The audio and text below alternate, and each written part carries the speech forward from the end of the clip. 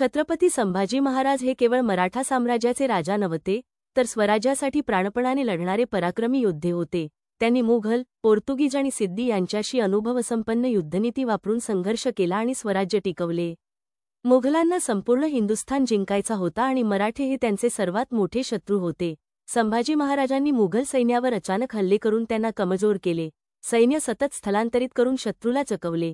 मुघल सैन्यावर सतत हल्ले करून त्यांना मराठा प्रदेशात स्थिर होऊ दिले नाही. 1682 दशसहस्रांश संभाजी महाराजांनी बुऱ्हाणपूरवर हल्ला करून मुघलांची मोठी संपत्ती लुटली. 1683 दशसहस्रांश औरंगजेबाने मराठ्यांवर मोठा हल्ला केला, पण संभाजी महाराजांनी मुघलांना चिखलात लोटले. 1686 दशसहस्रांश 1687 बिजापूर आणि गुलबर्गा येथे मोठे मुघल सैन्य पराभूत केले. 1688 दशसहस्रांश मुघलांना गोवा आणि दक्षिण भारतात पराभूत करून स्वराज्याचा प्रभाव वाढवला. संभाजी महाराजांच्या युद्धकौशल्यामुळे औरंगजेबाने अनेक वर्षे मराठ्यांना जिंकू शकले नाही. मुघलांशी लढताना काही गद्दारांच्या कटामुळे संभाजी महाराज कैद झाले, पण त्यांनी औरंगजेबासमोर झुकण्यास नकार दिला आणि शहीद झाले. पोर्तुगीजांनी मुघल आणि इंग्रजांसोबत मिळून मराठ्यांविरुद्ध कट रचला आणि हिंदूंवर अन्याय केला. पोर्तुगीजांनी मुघलांना मदत केली, त्यामुळे संभाजी महाराजांनी गोव्यावर आक्रमण केले. त्यांनी पोर्तुगीज किल्ले ताब्यात घेण्याचा प्रयत्न केला. मराठ्यांच्या आरमाराने पोर्तुगीज नौदलाला आव्हान दिले. 1683 दशसहस्रांश संभाजी महाराजांनी पोर्तुगीजांच्या गोवा प्रदेशावर जबरदस्त हल्ला केला.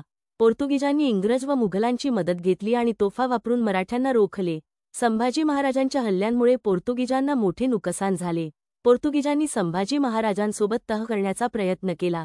स्वराज्याची सागरी ताकद वाढली आणि मराठ्यांची सत्ता मजबूत झाली. पोर्तुगीज पुढे मराठ्यांविरुद्ध मोठा हल्ला करण्यास घाबरले.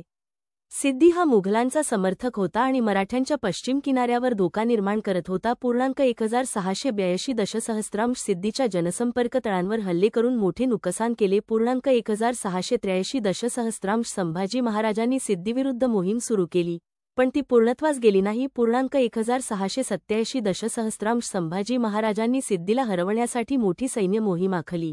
त्यामुळे सिद्दी कमजोर झाला आणि त्याचा प्रभाव कमी झाला. स्वराज्याच्या पश्चिम किनाऱ्यावरील धोका कमी झाला. सिद्दीवर मराठ्यांचे वर्चस्व प्रस्थापित झाले. संभाजी महाराजांनी मुघल, पोर्तुगीज आणि सिद्दी यांच्याशी अतिशय पराक्रमी संघर्ष केला. मुघलांना थोपवून धरले आणि औरंगजेबाचे मराठ्यांविरुद्ध स्वप्न धुळीस मिळवले. पोर्तुगीजांना धडा शिकवला आणि हिंदू धर्माचे संरक्षण केले.